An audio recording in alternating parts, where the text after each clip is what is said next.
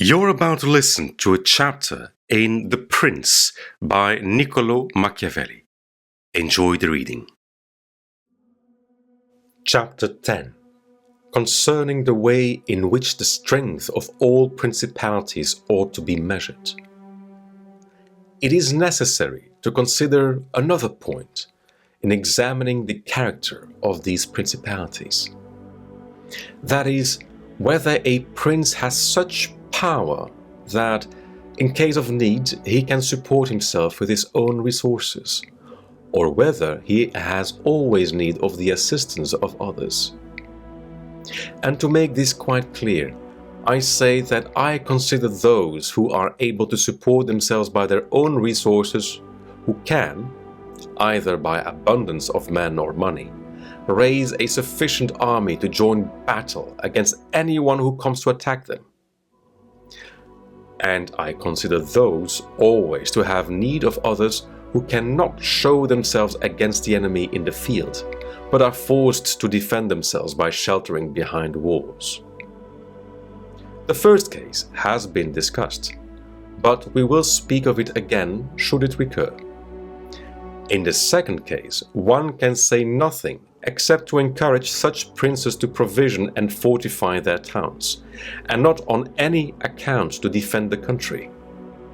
And whoever shall fortify his town well, and shall have managed the other concerns of his subjects in the way stated above, and to be often repeated, will never be attacked without great caution.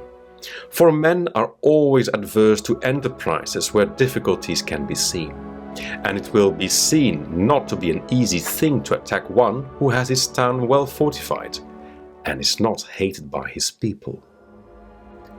These cities of Germany are absolutely free.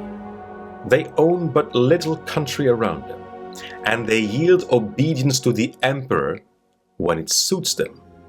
Nor do they fear this or any other power they may have near them, because they are fortified in such a way that everyone thinks the taking of them by assault would be tedious and difficult. Seeing they have proper ditches and walls, they have sufficient artillery, and they always keep in public depots enough for 1 year's eating, drinking and firing. And beyond this, to keep the people quiet and without loss to the state, they always have the means of giving work to the community in those labors that are the life and strength of the city, and on the pursuits of which the people are supported.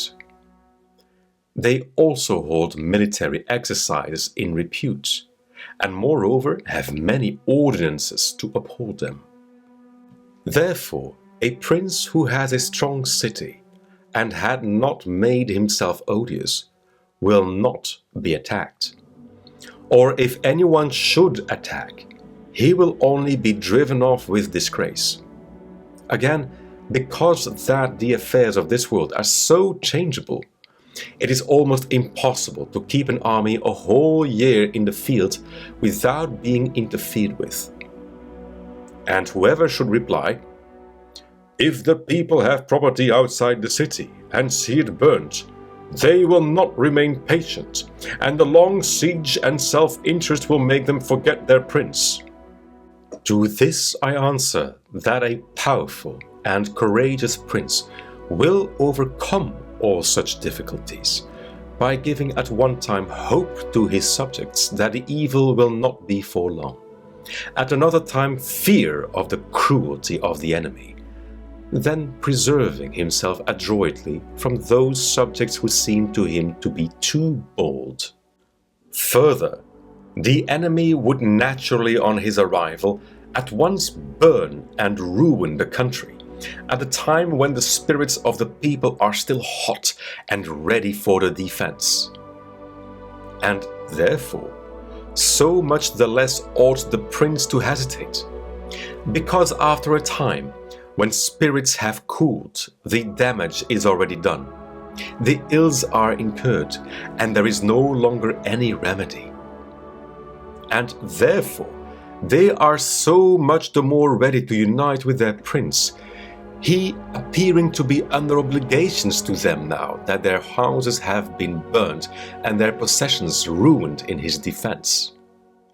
For it is the nature of men to be bound by the benefits they confer, as much as by those they receive. Therefore, if everything is well considered, it will not be difficult for a wise prince to keep the minds of his citizens steadfast from first to last, when he does not fail to support and defend them.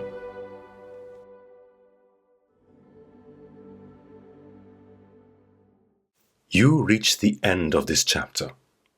What was your biggest insight?